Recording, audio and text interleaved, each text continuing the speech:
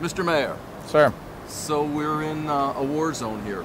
Yes. What's very sad. Very unbelievable. So what's the message that you want to take back to everybody in the United States? The Israelis are under attack, and so are freedom-loving people every place, because if the terrorists could win here, they could win where we live and where other people live, as well as where you live. We're all in this battle together against terrorism, and it strikes every place. It struck recently in Mumbai. It's been striking here from the Gaza Strip since 2005. Al-Qaeda struck New York City twice in 93 and in 2001. So we're battling those terrorists. That's correct. And there are slight differences, one group of terrorists versus another, but the key characteristic is if you can take away other people's rights by force, you're a terrorist. And the intent, the objective, the political philosophy is relatively immaterial. The essence of terrorism is to take away your rights by threatening you or doing you bodily harm or worse. I guess the real problem over there is there's no real government to deal with. If there was a real government, they wouldn't allow terrorism. That's one of the problems in lots of parts of the world. And how would you counsel our new upcoming President Obama on what to do here in Israel? Well, I think Obama said it very well when he was here. He said if his daughters were being threatened, he would use all the resources at his disposal to protect them. That's what I would do with my kids. That's what you would do with yours. Absolutely. That is exactly what the Israeli government is doing. And somebody said to me the other day when in New York, well, was the response proportional? I said, if your family was under threat, do you want me to use proportional resources to stop or everything at our command? My instructions to our police commissioner, go after criminals with everything that we have. I think the bottom line is, especially with Sderot, it used to be the city of hope, and it just turned into the city of fear. Unbelievable. It is really hard to understand how anybody could defend terrorists or think that the governments shouldn't respond to protect their people. Congratulations to your mother on her 100th birthday. Thank you very much. I was reading that in a newspaper there in South Florida, and she looks great. We had 100 people for a birthday party for her Friday afternoon, which was her actual birthday, and we gave everybody the front page from the New York Times every day, January 2nd, for the last 100 years. And she lived through all of that, and God willing, she'll have many more years. You know, the Bible says you can live to 120. I don't know. My mom's not going to be 95 years old. She goes to the mall every day. She's spending money? Or she's spending money. She's good for the even economy. in these tough economic times. That's Absolutely. Good. Your mother has discovered the real secret. Have somebody else give her money. Sylvia. Okay. Sylvia, all the best. Irv. Thank you very much. Thank you for having me. All the best. Thanks, Mr. Mayor. Okay.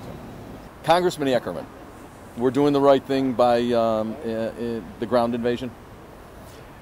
Well, this is a decision that Israel has made, and we are supportive of the right of a democracy to be able to defend itself, especially in light of terrorist attacks. It's unheard of for democracy not to do that. We are supporting Israel. They are a democratic country. They believe in freedom. It's their decision. It's their decision Right. to defend themselves. As a matter of fact, I think that some of us would be very critical if they were not defending themselves. It's not just their decision, it's their obligation to protect their citizens who are being attacked every day, many times a day, for many, many years.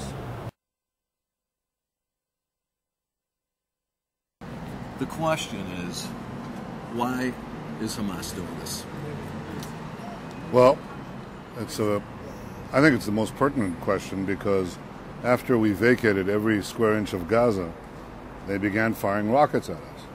You'd think they want to liberate... You think they were smart? No, they think they want to liberate the West Bank, except they say very openly, that's not what they're out to liberate. Sure, they want that too. But they say they want to liberate occupied Palestine. And then you ask them, what do they mean by occupied Palestine? And they say, occupied Ashkelon, occupied Ashdod, occupied Beersheba, occupied Tel Aviv. So they just want everything. They want this. They want this. Yeah, that's what they want. They want all of it. Yeah, and they're quite direct about it, too. So this is a militant Islamic group committed to our destruction. backed by Iran, a militant Islamic regime committed to our destruction. And, you know, when you have such enemies, the only thing you can do with them is to roll them back, is to defeat them. And this is what Israel, after suffering 6,000 rockets on its cities from this militant Islamic Iranian enclave in Gaza, has finally decided to do. And obviously we all stand behind this effort. So we had a peace agreement. The peace agreement was in effect until December what? Oh, it was a ceasefire under which Hamas not only fired rockets but also used the interregnum to bring in rockets of more deadly range that can now reach the southern suburbs of Tel Aviv. So agreements with Hamas are it's not a real are not worth the ink on which is written on the paper. It's not worth the paper. They're just not honorable. It's not worth the paper. Right. But it's also not worth the ink on the paper. So when people say that the state of Israel is using excessive force like they show on TV all the time, how do we respond? Well, you know, the only comparison we can have is another country, another democracy that was attacked by thousands of rockets on its cities, and that's Britain in World War II. Right. Their response was to flatten some German cities, and principally Dresden, and hundreds of thousands of people were killed. This is not, and I'm not criticizing that decision made by Churchill during World War II. The circumstances were what they were. But in our case, Israel is not using a fraction of its power, including its air power. We're trying to precision target the terrorists themselves. And because they're embedded in the civilian population, which in itself is a war crime. Right. It's not only a war crime to fire on civilians, right. It's a war crime to hide behind civilians while you're doing it. So when we try to ferret out these terrorists, obviously the Palestinians incur some civilian casualties, and the Hamas is delighted with that. They're delighted with every civilian casualty on our side, every civilian casualty on their side. And so the only logical and principled thing that a responsible country can do is to try to target the terrorists and incur as little as possible civilian casualties. And that's in fact what made Israel take the ground action today. So if we wanted to level Gaza like the British leveled Dresden, we could do that in 2 seconds. Right. But we're sending in our own soldiers, putting them in harm's way. 1 or 2 of them died today because we're trying to ferret out the terrorists and not trying to just carpet bomb civilians. Israel can't be accused. It should be commended. And civilized countries should stand behind Israel and say, we know that we can't let the terrorists get away with it. Absolutely. We cannot let them get away with it. And I think this is not just Israel's battle. It's the battle of the whole civilized world against a new form of barbarism. Thanks for your hard work. Thank you. Bye-bye. Thank you.